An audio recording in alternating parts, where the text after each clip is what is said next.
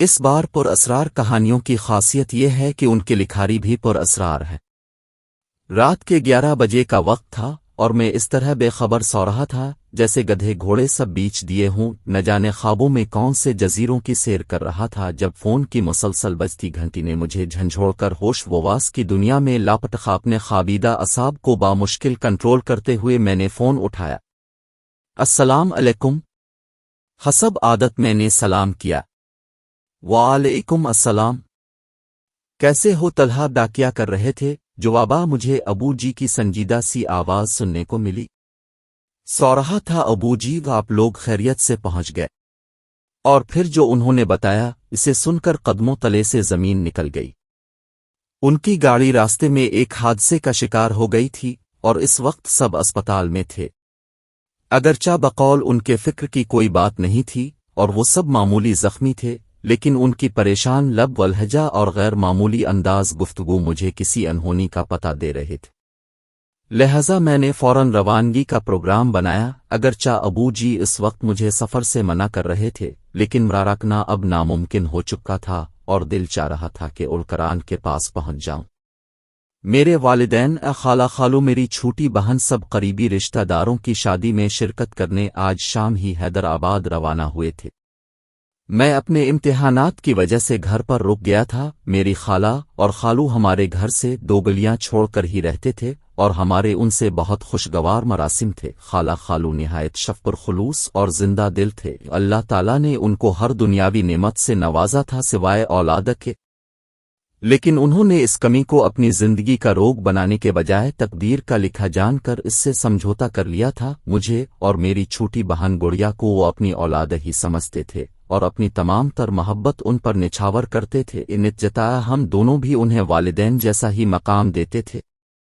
میں نے رات بھر جاگ کی پیپرز کی تیاری کی تھی۔ پیپرز کے بعد جب میں گھر آیا تو سب کے ساتھ اتنا مصروف رہا کہ وقت گزرنے کا پتہ ہی نہیں چلا۔ شام کو جب سب مجھے ڈھیروں ہدایتیں دے کر روانہ ہوئے تو میرا تھکن سے برا حال تھا۔ رات کا کھانا کھا کر نماز ادا کرتے ہی مجھ پر نیند کا اس قدر شدید غلبہ ہوا کہ میں لمحوں میں غافل ہو گیا۔ فوراً ہی تیار ہو کر روانہ ہو گیا۔ والد سے میں نے اسپتال کا ایڈریس لے لیا تھا۔ تقریباً 3 گھنٹے کا راستہ تھا۔ جب میں گھر سے روانہ ہوا تھا تو ہلکی ہلکی بوندا باند چھوٹیاں شروع ہو چکی تھی۔ کراچی میں تو راتیں جاگتی ہیں، لہٰذا کافی دیر تک مجھے تنہائی کا احساس نہیں ہوا۔ راستے روشن تھے اور لوگ بھی گھومتے پھرتے نظر آ رہے تھے۔ آدھے گھنٹے بعد بوندا باندی نے موسلا دھار بارش کی شکل اختیار کر لی۔ اب تک میں شہر سے بھی کافی دور آ چکا تھا، لہٰذا ٹریفک بھی بہت کم ہو گیا تھا۔ کبھی کبھار کوئی ایکادہ کا گاڑی نظر آ جاتی تھی۔ اگرچہ گاڑی کے وائپر مسلسل چل رہے تھے، لیکن تیز بارش کے باعث باہر دھند لاسا نظر آ رہا تھا۔ تھوڑے تھوڑے فاصلے پر لگے اسٹریٹ لیمپ اپنی مدھم سی روشنی سے تاریکی کو شکست دینے کی ناکام کوشش کر رہے تھے۔ سڑک پر دونوں طرف گھنے درختوں نے رہی سہی روشنی کو بھی نگل لیا تھا۔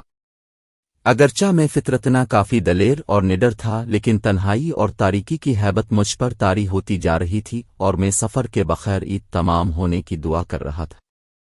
لمحہ بھر کو بجلی چمکتی تو پورا منظر واضح ہو جاتا تھا۔ بڑے بڑے درخت تیز ہوا سے ہلتے ہوئے مختلف شکلیں اختیار کر رہے تھے۔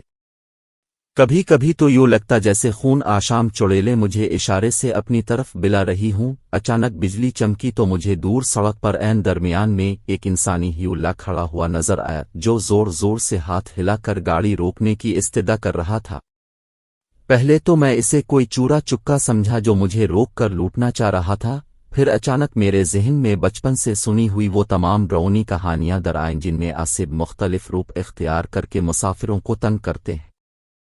یہ سوچ کر میرے رونگٹے کھڑے ہو گئے۔ ایک خیال یہ بھی تھا کہ شاید کوئی ضرورت مند ہو جو رات کے اس پہر مدد کے لیے کھڑا ہو۔ بہرحال جب میں جلد و جلال تو کاورد کرتا وہاں تک پہنچا تو یہ دیکھ کر اسے اپنی آنکھوں پر یقین کرنا مشکل ہو گیا کہ وہاں کوئی انسان تو کیا کوئی چڑیا کا بچہ تک نہ تھا۔ میں نے ہر طرف بغور دیکھا، لیکن چاروں طرف تنہائی اور سناٹے کا راج تھا۔ خوف سے میرا برا حال ہو گیا اور میں اندھا دھند گاڑی بھگاتے ہوئے چلا گیا۔ ابھی میں تھوڑی دور ہی گیا تھا کہ اچانک کسی نے پیچھے سے میرے کندھے پر ہاتھ رکھا۔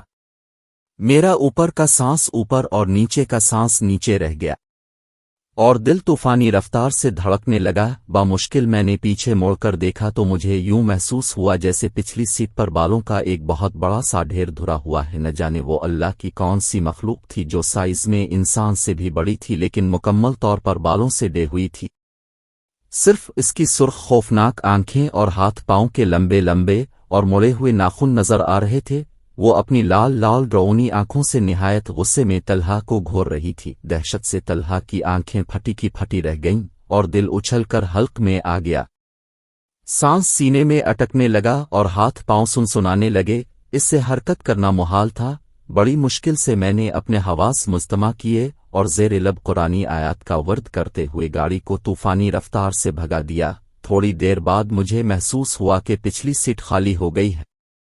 मैंने शीशे से पिछली सीट पर देखा तो वो आसिफ वहां से जा चुका था। अभी वो पूरी तरह सुकून का सांस भी न ले पाया था कि उसे यूं लगा जैसे गाड़ी धीरे धीरे निहायत वजनी होती जा रही है और इसे चिल्लाना नामुमकिन होता जा रहा था। जिस गाड़ी को मैं जहाज की तरह उड़ा रहा था अब गधा गाड़ी की तरह घिसकने से भी इनकार छूटिए थी। अभी मैं इसी शशोपंज में मुब्तला था कि पीछे से एक खौफनाक कहकहा सुनाई दिया। ऐसी दहशत ज़दा कर देने वाली आवाज़ मैंने अपनी पूरी जिंदगी में पहले कभी नहीं सुनी थी। मुड़ कर देखा तो वही गैर इंसानी मखलूक दोबारा सीट पर विराजमान होकर कहकहे लगाती नजर आई। इसकी टांगें इतनी लंबी हो चुकी थीं कि उसने गाड़ी की खिड़की से बाहर लटका रखी थीं और पांव सड़क पर घसीट रहे थे। इसी वजह से गाड़ी को आगे बढ़ाना मुश्किल हो रहा था। ये देखकर मेरी रीढ़ की हड्डी में खौफ की लहर दौड़ गई और मैंने बाआवाज़ बुलंद कुरानी आयत और आयत अल कुर्सी पढ़ना शुरू कर दी। थोड़ी देर बाद गाड़ी फिर हल्की होकर तेजी से रवां दवां हो गई। इसके बाद गाहे बगाहे ये तमाशा चलता रहा। कभी वो बिला पीछे और कभी आगे मेरे साथ वाली सीट पर नजर आती, कभी कहकहे लगाना शुरू कर देती और कभी निहायत गुस्से से मुझे घूरती रहती। मैंने दुआओं का विर्द जारी रखा और तेजी से गाड़ी भगाता रहा। घंटा भर में शहर के आसार नजर आने लगे तो वो मखलूक का यक गायब हो गई। मैंने अल्लाह का शुक्र अदा किया कि मैं बाखैरियत बगैर कोई नुकसान पहुंचाए मेरा पीछा छोड़ दिया। अभी मैं अस्पताल से 15 मिनट के फासले पर था कि फिर मुझे शॉक लगा। रात की तारीकी और मूसलाधार बारिश में खालू एक स्ट्रीट लैंप के नीचे खड़े नजर आए। मैंने ब्रेक पर पांव दबाया तो गाड़ी सड़क पर दूर तक घिसकती चली गई। खालू तेज तेज चलते हुए आए और फ्रंट सीट का दरवाजा खोलकर मेरे साथ बैठ गए। इतनी तेज बारिश में खड़े होने के बावजूद उनका लिबास बिल्कुल खुश्क था। मैंने निहायत हैरत से उनसे पूछा कि वो यहाँ क्या कर रहे थे तो उन्होंने धीरे से कहा, बस बेटा यूं ही खड़ा था। वो बिल्कुल गुमसम और खोए खोए से थे, बातों के इंतहाई शौकीन और बात बात पर जोर से कहकहे लगाने वाले खालू बिल्कुल खामोश थे। सोच सोच कर मुश्किल चंद अल्फाज अदा कर रहे थे। जब मैंने उनसे सब की खैरियत पूछी तो वो गोया हुए, हाँ बेटा सब बिल्कुल ठीक हैं, तुम फिक्र ना करो, तुमसे मिले बगैर जाने का दिल नहीं चाह रहा था तो मैं चला आया। मैं हैरत से सोचने लगा कि वो कहाँ जा रहे हैं, लेकिन उनकी हालत देखकर मैंने मजीद पूछना मुनासिब ना समझा। मुझे लगा कि एक्सीडेंट ने उनके हवास को मुतासिर कर रखा है। मैं खुद भी अस्पताल पहुंचने की जल्दी में था, लिहाजा खामोशी से ड्राइवर करने लगा। जब पार्किंग में पहुंचकर मैं उतरने लगा तो ये देखकर मेरी सिटी गुम हो गई कि बराबर वाली सीट खाली थी। मैं तेजी से अस्पताल में दाखिल हुआ तो सामने ही मेरे वालिद नाक दिल गिरफ्तार हालत में खड़े नजर आए। मैं खालू के बारे में बताना चाहता था लेकिन वो खामोशी से तेज तेज चलते हुए मुझे अंदर ले गए। कमरे का मंजर देखकर मुझ पर सकता तारी हो गया। सामने ही बिस्तर पर खालू की लाश रखी थी जो रोड एक्सीडेंट में मौके पर ही दम तोड़ गए थे। अम्मी और खाला मुझे देखकर लपक कर आईं और मुझसे लिपटकर फूट फूट कर रोने लगीं।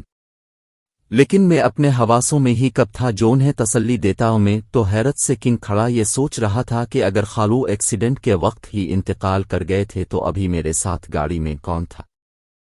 क्या उनकी मोहब्बत वाकई इतनी शदीद थी कि इससे मिले बगैर जाने का उनका दिल रजामंद न था? यही वो मुअम्मा है जो कभी मुझसे सुलझ नहीं सका।